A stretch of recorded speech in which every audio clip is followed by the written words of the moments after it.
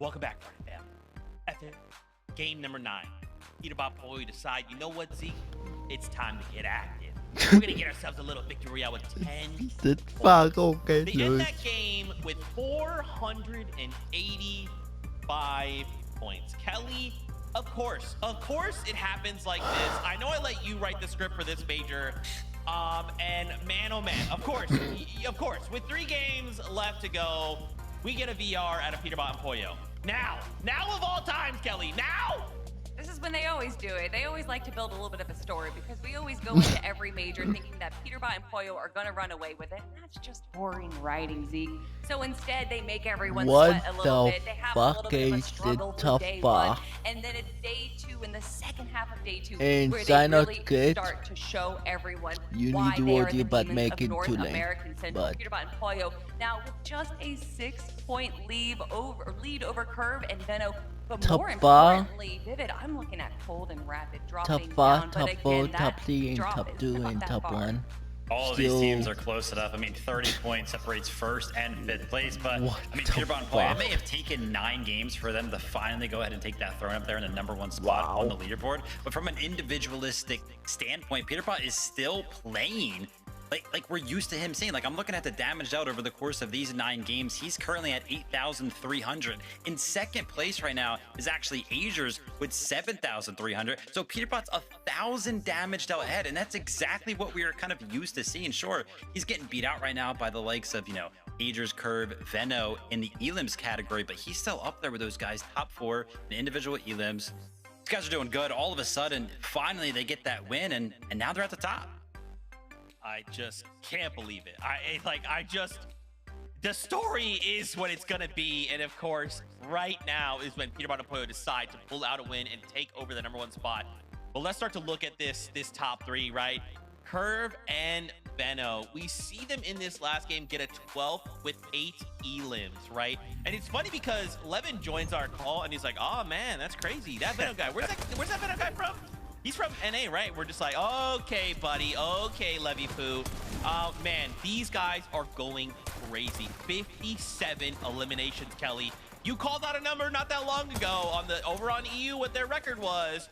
We're right there. We're right there with 3 late games left to go. That is right, and we can imagine that if a little misstep happened over here with Venno, if that misstep did not happen, that they would probably even have more eliminations, if not win that game. But unfortunately, Venno did go down to this right here. However, Curve was able to hold the high ground for just a little bit, but once some of the other teams noticed that Curve was a solo on high ground, obviously it was going to be stolen. But regardless, still having that many eliminations is going to keep them up in our leaderboard. Vivid, we're going to ignore that, okay? Levy Poo is wild, by the way, Zeke. But I mean, yeah, the standings are just going absolutely crazy. It would be a lot different right there if Venno did not get bumped off of the high ground. He's going to be kicking himself for that one. But close on their heels, man. I talked about this 1st through 5th place, only separated right now by 30 points. Cold and Rapid, for the first time, we kind of see them slip out of that top 2 spot. It's been a while since we have not seen them towards the top. Rough little go for them in that game right there, but still, here's the crazy thing. All 5 of these teams going into the last 3 games, any one of them could win it. Yeah, I mean, even look at Agers and Ritual, right? 467 right behind Cold Rapid, a single point. Even Acorn and Bolts, 455. And Acorn and Bolts get a 3rd place, 5 elims in that game, right? Like, this is absolutely going to come down to the wire. Right now, there is no clear in a way like, hey, this team is ahead by 100 points and they're just flying. It's like every team right now on NA in this top 10 is shining, right? For different reasons and at different times. So I'm almost wondering, like, now that all of these duos in the top 5 are firing on all cylinders, where do we go from here, Kelly? Where do we go with 3 games left? I mean, for Acorn and Bolts, I think that today, for the start of day 2, it was a little bit rough. We saw them only place out of 11th yesterday, and then today starting it off, getting a 12th and then a 32nd place. And we actually saw them for the first time getting storm damage, which they didn't take out all for day 1. So obviously having these tiny changes that we've already seen them make and now seeing them back in the leaderboard, Vivid, that's what I want to see out of Acorn and Bolts. Yeah, we'd love to see them kind of make some sort of resurgence, but no time to talk. I'm excited. I want to get back into the games. Oh man, Jacob here, MDF. We got a competition! redemption on our hands, boys. Take it away. Bring the hype. We definitely do. And I mean, we have the best jobs in the world. We get to sit here and watch this go down in real time. Y'all see it in about 3-minute delay, Jacob, but my gosh, it is so good right now. No, it's definitely been exciting for sure. Our last 3 FNCS majors before this were decided by 4 or less eliminations. Yeah, the point is a little bit more spread than that, but the way this one is edging out to be, we got another photo finish on our hands. I'm strapped up, ready to go. I'm literally at the edge of my seat right now. Yeah, that's right. You know, my attention is really starting to shift towards that top 6. We are looking at a 50-point difference between 6th and 1st place. Hobby and Aminish, one of the most underrated teams now, are somehow finding themselves in the conversation for a championship run, and no one is playing perfect so far. But I hear the battle bus, so let's see it one more time.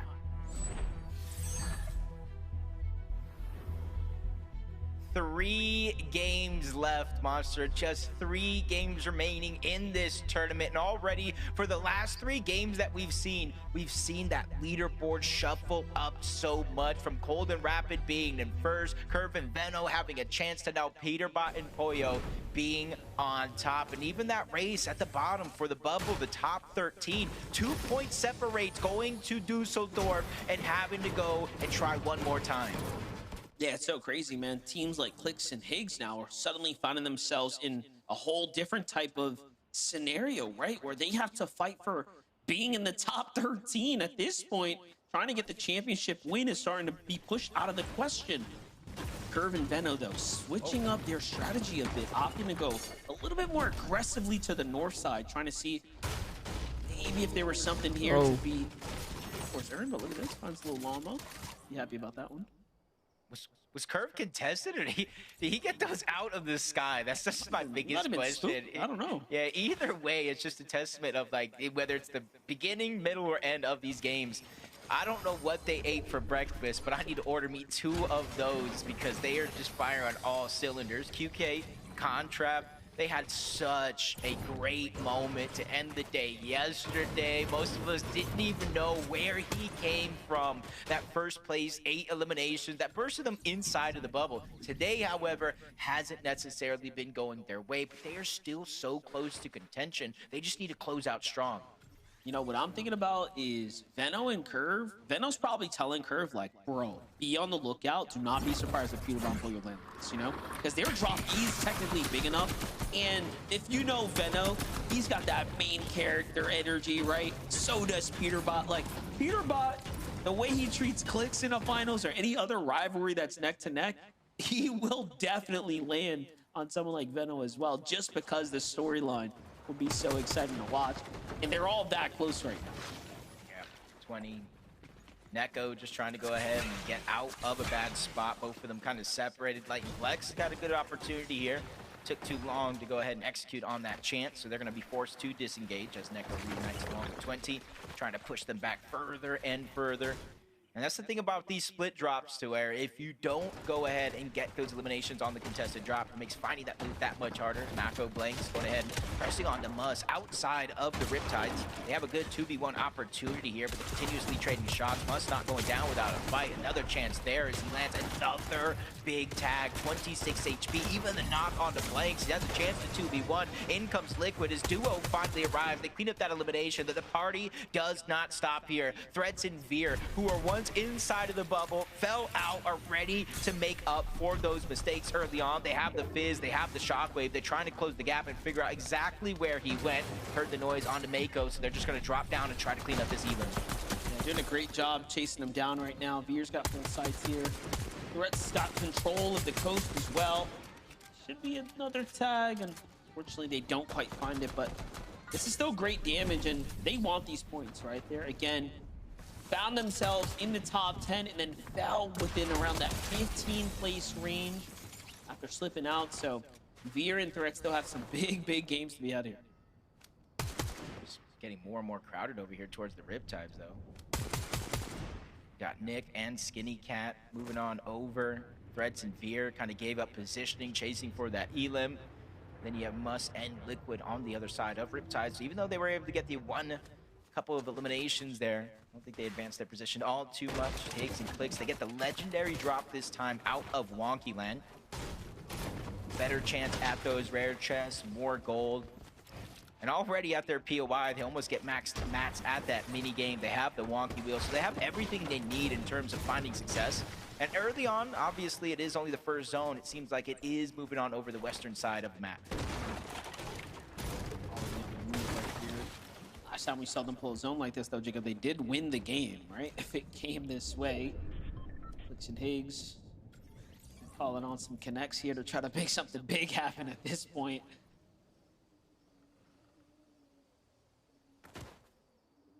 Cold and rapid. If you got that feeling of deja vu at all, I can agree.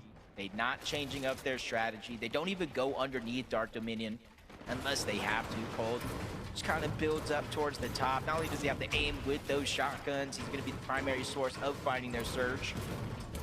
Rapid, the big brain, the IGL of this team so far has been rotating them very, very well in the good portion of the games. But the last two, I think those are going to be the ones that hurt the most. 10th place, 4 eliminations. 17th place with 1 eliminations. Kind of giving up that top spot on the leaderboard. Agers and Rituals on the other side here. Bit of a quiet rotate for them right now, but they're close to this Dark Dominion. So I am curious what the strategy here is in the coming moments. They've almost continued to position themselves around some of that competition up on the standings. Acorn and Bolts on the other side. Bolts is very situated right now. Yeah, I think he looks down towards Wonky Land, but you can kind of see that big base over towards the Ferris wheel. It's fully blocked off for that direction, so no easy peeks for him there. Has to look elsewhere. Over towards Latte Landing, though, where Power and Penta make themselves known. At the Reek and Cooper drop spot. Back on over towards that launch pad, typically where the primary source of rotation goes through. Cooper down below, tries to go for a cheeky shot on the Power, but he regrets that one momentarily. Pressure continues to fly his way, but Reek was able to find an opening on the Power, gets the shield gone just like that. But they're just taking so much damage from the Storm itself. Yeah, they have to get in the same box, heal up with those flashes, because they were one shot away from going down. One Elam separates them from the top 13 lane spot right now. They cannot afford to fall here. Reek and Cooper do enough to push this team off, but at what cost? You saw them, again, healing a bunch, so we can't even tell if they're actually out positive after this exchange right here. Oh, well, they don't want to let the elimination go for free. They get the good damage onto Power, they shockwave, they fizz, they close the distance, and now they get the knock. Instead of cleaning up instantly, they know they're going to take damage from the Storm. Let the Siphon do its thing. Reek's going to go on the chase. Sees Penta trying to run away, and he's just trying to follow suit. Only thing is, he only has one shockwave left, so yep, he's going to have to use the fizz to really make that shockwave worth it. Getting up on top of that mountain. That's going to give him a huge bird's eye view to try to figure out where Penta actually ran to. Spots the builds in the distance, safe landing into the water. But he is so far away from Cooper now, that gives Penta a 1v1 if he could just figure out it actually is a 1v1. There's no way. He's off. He's already going right back to the bodies, thinking that they came together. But Cooper's here waiting to catch him. More good damage here. Now, this is starting to track what seems to be other duos here in the area that are just kind of sticking to their usual rotates right now. So you have to be careful, but there it is. Finally, they clean things up here at the Latte Landing. It'd be a great two-piece elimination for them, giving them that little bit of cushion that they were looking for here. They're not quite safe again inside the top 13 just yet, but they are there now after the 8 points they earned there. Meanwhile, Visual and Braids, what is this? This is a completely different strat. Even got me shaking my head, scratching it, trying to wonder what went wrong. Typically, we see a team like this spread out on these mountain ranges that you see there in the minimap, and that's how they get a lot of their surge. This time around, maybe trying to wait for somebody to lurk in late, find something. Hopefully, they make a mistake. Timing, if it doesn't work out, though, might put them behind the rest of the curve as QK and Khan find themselves elimination over here towards Painted Palms. Instead of going on a wild goose chase, though, they're going to let that solo player run away. Maybe they could turn back and get the elimination later. We know he's going to go for a reboot eventually. But for QK and Khan, man, this is going to be a good start to the game. Get that damage early. And once you got that Storm Surge damage early, it kind of opens up flexibility to be able to focus on the rotation instead of just getting damage. talk about those eliminations too. I'm gonna be keeping close eyes on visuals and breeds too, because like you said, that is such a massive risk for them to take here, waiting inside the base, hoping to ambush someone. And then you look at the map, look at how much distance there is between other players. It, again, from here looking at it, might not pay off. We'll just have to see. Peterbot Boya, though, back to the same trusty strategy, keeping this huge surge tower. This just seems to work out a lot better for them, and then pushing teams that they tend to weaken on the way. There's an Adrian, one of the few down here at the Dark Dominion. So we saw them rotate past this. They didn't go around to actually contest Cold Rapid, of course. And shots coming in from Peterbot's duo up top.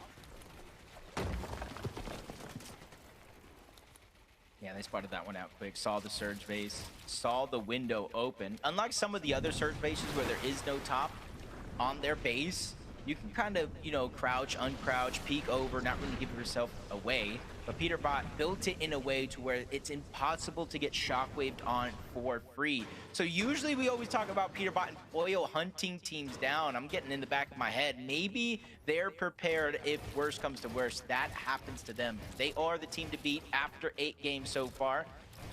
I should say 9 games. We're here in game 10 to see if that lead goes away. Muzz and Sphinx over towards Humble Hills. Zone moving on over towards Squibbly Shores. We talked about last time Clicks and Higgs had his own move over in this favor. I think everybody here on this side of the map has just been gifted a little bit of opportunity, which includes Muzz and Sphinx, who's currently positioned 8th on the leaderboard. Done really good today, too. 2nd place in that first game, 12th and then a 10th, right? So a lot of in-game appearances so far for Muzz and Sphinx. Bucky and Zen. On pace right now. Great opportunity here to find some pathway from that calm. Zone's going to be coming in shortly, so got to make quick work of this team here and get going themselves. You know, watching this sometimes, you just got to have a lot of patience, because there's a lot of moments to where you typically would think, I got to rotate to zone, I don't want to take the damage, I want to beat other teams there, but sometimes it's just more beneficial, especially if you have the white HP heals, to go ahead and just fight for your time. Let the Storm do its thing, force other players at their hands, depending on what situation they're in. Especially if you have a little bit more control of your games. Curve and Veno, a different approach already. You know, in the last couple games, we see them very, very early on try to be the team on the high ground and really condition the rest of the lobby. This time around, just like we saw Visuals and Braids, taking a whole different approach. Slowing things down and just minimizing the risk of them actually getting eliminated. They do already have 2 eliminations too, so they're feeling pretty good about their overall damage. But as we start talking about the way this zone played out, it's going to be Clicks and Higgs who have this monstrous base set up here at the Wonky Land, as the zone has favored them for quite some time here. And there's plenty of extra heals to work with as well, so he's going to have to pick and choose here what they want to take on the road with them.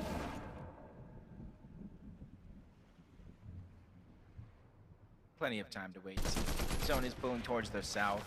They have their wonky wheel. They have their combination of both the fizz and the shockwave to really dodge a lot of the teams at the earlier portions of that zone, kind of move out of render distance, make it easier for them to move in. And you see the zone is kind of pulling off the shores of Squibbly over into more of the mainland. And this is where you do have a few different mountain ranges that will be in play. So rotations being quick, that is of the essence here. And that's where you see now, for all those other players that have waited until this zone to try to move their way in, you're seeing Cold and Rapid, they're pulling that edge of the zone. Instead of going straight in, they know this side of the map is more than likely uninhabited by a lot of the players, so they're just going ahead, taking a slow approach yet again. They don't seem to be in a worry, and they don't seem to be desperate to make any big plays. Yep, and they got little bushes to play with as well here. So with the zone coming back their way, look at that. They have a nice little ambush set up there. Once the team's rotating in. Peterbot still finds himself safe in the positioning here. So long as they found their damage, they'll be just fine. Majors and Ritual haven't really moved either since rotating their last position here. They're only 83 above, so this is a much more precarious situation to be in. Yeah, it might look good. It might look good now with the damage being above the threshold, but you know as well as I do, the way that some of these games have been going, you'll be above in one zone and then instantly fall below in the next. much. We need to get down to a certain minimum of players for each and every one of these zones as the game does progress until it eventually does turn off down to 40 players overall. So they're really playing tiptoeing with that line when it comes to Surge. Cold and Rapid, similar situation, only 143 above, and it's not easy for them to rotate from point A to point B. About 30 damage is going to get taken off of that Surge. One thing to note, though, they were max material coming out of that storm there, so they are in a prime position here. Don't let that material count fool you. They are getting late into the end game here. A little bit of storm pool luck here, and you'll be in a great spot to be in. Overall, though, Peterbot and Boyo, the same can be said for them. They have this high ground base. They've had the zone this entire time. They're finding a tremendous amount of damage from this advantageous spot, and now they get to shockwave out and play into the Dark Dominion. So this is actually Cold and Rapid's draw spot. And again, normally when you get the drop, obviously we've seen those teams turn these opportunities, if you will, into huge wins, if not better. But again, that is to be determined, as now we're starting to push that end game. Venno and Curve, no pressure so far. They've just been sitting on the vending machine trying to see if anyone was willing to come this way. Clearly, some people got a little too close to the fire and got burned here. It's Magma and G Monster. This is another Venno and Curve elimination onto the same team. They just can't catch a break from them. Yeah, and I know the game's still going on, but with those eliminations there, they take first place in the tournament. Placement points haven't set in. It's going to continue to jumble, but it goes to show how close the leaderboard actually is through and through. Am I watching a replay? Am I watching another clip? Peterbot and Boyo are just finding opportunity after opportunity, and it's on to Veer. That is going to be a heartbreak right there if Threats cannot clutch out some good points in this game. He is only 4 points away from that bubble. Yeah, they were doing so well after finding those 2 elims, and now lose your teammate kind of here is going to be that much more tougher. Well, he have to make at least 20 or 30 points. As we were jumping away, I think I saw Venno find another elimination there too, so the rotates are clearly working well. Yep, here it is. We get to jump in with that. They're at 5 elims now, Jacob. Things are just starting to get really pieced together for them. Take a look here. They find a lobby focus onto Jack. They get the elim credit. It just can't work any better for them now. So all that matters here for them is just going to be key positioning, playing for the end game. No one's in that base up top either. Somewhat of a vacant Storm Surge base from before. The zone has bounced back. Acorn and Bolts are still in this game as well right now. Barely holding on though, as they found themselves only 20 above. I see Clicks and Higgs there in the distance too. Meanwhile, Peterbot continuing to find eliminations. Yeah, to start the game, Venno and Curves, 2 off-spawn elims, put him in first. Peterbot gets an elim, they take first back. Venno and Curve get a couple more elims that pushes them in first, and now they take it right back. We're literally ping-ponging as this game goes on between first and second place, but you still got Cold, Rapid, Agers, and Ritual. Acorn and Bolts all still in the mix, and you can't forget about Clicks and Higgs. All it takes is one moment to catch fire in these next 3 games to really kind of shut everything up. They do have that gold Chaos, they got the purple AR, they got Slap Pizza, they got Fizz, they got Shockwave, they got all the resources necessary to have a good game here. But the zone might play a huge role depending on where it goes. I see it moving towards the south. We're going back in and through Dark Dominion. So even though we got those buildings we need to worry about, it's not as drastic as a North Pole and all those mountain ranges.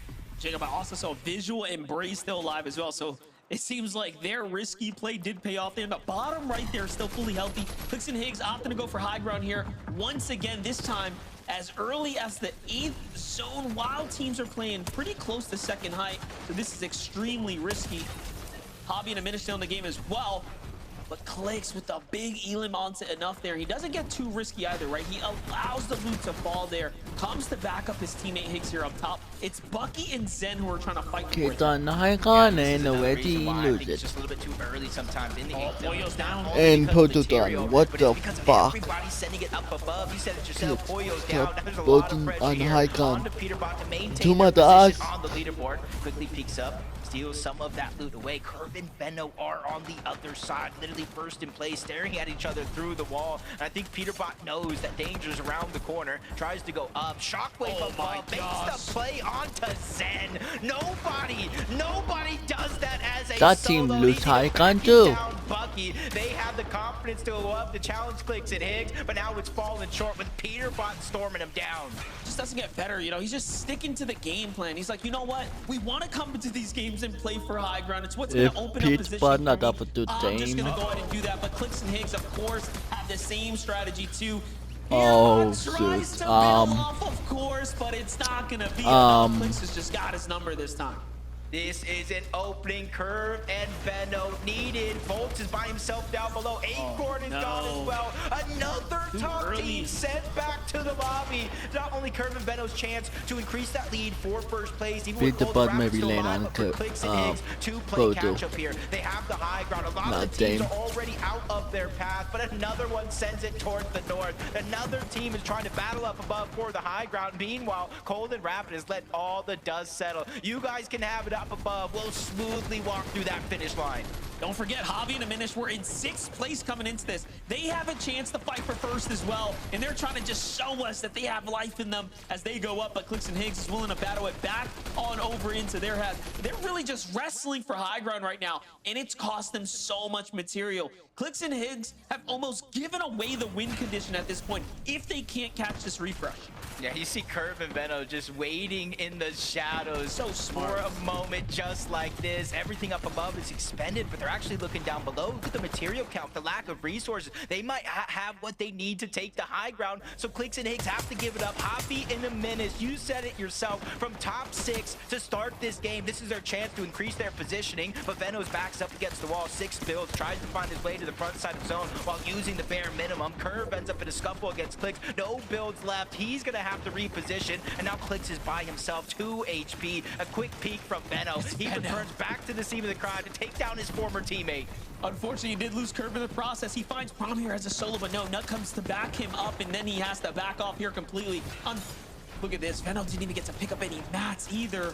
So now he's down to 4 builds. But hey, look, inside the top 10 now, still earning points, but you have Cold and Rapid making up for time lost. But Venno's still going. Down goes Taki too. And now he's at 9 eliminations here, Jacob. This is a legacy at its finest. Venno is really trying to put on, not only for himself, not only for Curve, but the entire EU region, saying, hey, look, it could be that easy. Cold and Rapid, though, still a big pain in their side, but Rapid goes down. Muzz and Sphinx drop down from above. This is literally chaos at its finest. This is crazy. The points here being added up. Meanwhile, Venno's just soaking up placement points because the lobby's doing the hard work for him. And he goes into monstrous shot onto Ritual. Oh my gosh. Venno just continues to do it time and time again. And don't count him out just yet. That's another huge shot. The Fullberry miss drops too. Can he get some time to pop it? There it is. Tries to break out through the top. Look at the game sense, the awareness to break out of the dangerous layer. Venno is firing on all cylinders right now, and he is still going. I can't believe what we're witnessing. Venno is taking over in this endgame, but he has to be careful. The only solo left. No. For a Minish on the other side. A huge shot's gonna be fired. A Minish goes down. It's a 2v1 monster. How is he still doing it? No How way. is he managing to earn these points? He's trying to get it back in blood. He might actually get this elimination here too. Zipta falls down. Points all week, and he gave us the performance we were looking for there, Jacob. Gosh. Oh my gosh, Monster, I needed a moment to breathe there. My heart is pounding. I'm not even playing in this game, but Benno came to NA. He is taking over. He picks up Curve, and this team is What a the bulldozer in these NA lobbies. They're single-handedly taking down top team after top team. I feel by that themselves. Peterbot, Besides baby, not the name. Void, Nah. They deserve all the praise Not in the Dame. world, Zeke. I am at a loss for words. I wanted to, obviously we want to talk about Benno, but we need to highlight Zytha and Void. Oh my gosh, the chaos that was that game, and literally Benno is just mowing down players left and right, and at the very end it is a 2v1. Zytha Void, they take advantage of that, right? They say, hey, look, if it's just you, even gods can bleed sometimes. will walk away with the victory royale, 219 points. These guys are looking to secure themselves a spot going to the summit with only 2 games left to go. This puts them in a really good spot, Kelly. Yeah, I mean, considering how crazy the low ground was, to have a full duo in that moment, being able to take on Venno, I mean, 6 eliminations definitely going to help them up the leaderboard. But my goodness, that looked like that could have been a 1v2 in Venno's favor. But again, shout outs to that duo for getting the 10th VR of our. Whew, that one was close. What a nail biter for the duo. Yeah, they were kind of just hanging out, right? We saw how many solos that were in that lobby, and amongst all of the chaos, amongst Venno just mowing down all the lobby, that duo there at the end, they just get to kind of look up and like, wait, where'd everybody else go? Right? We only got one player to take out for the win. All of a sudden, they go ahead, they clutch it up, they take the win as well. So it'll be interesting to see how that win right there shakes up the leaderboard. Oh man, well, we're gonna go to a break. When we return, we are absolutely taking a look at Curve and Venno. That solo clutch was incredible. We'll see you guys in just a few minutes. Don't you go anywhere.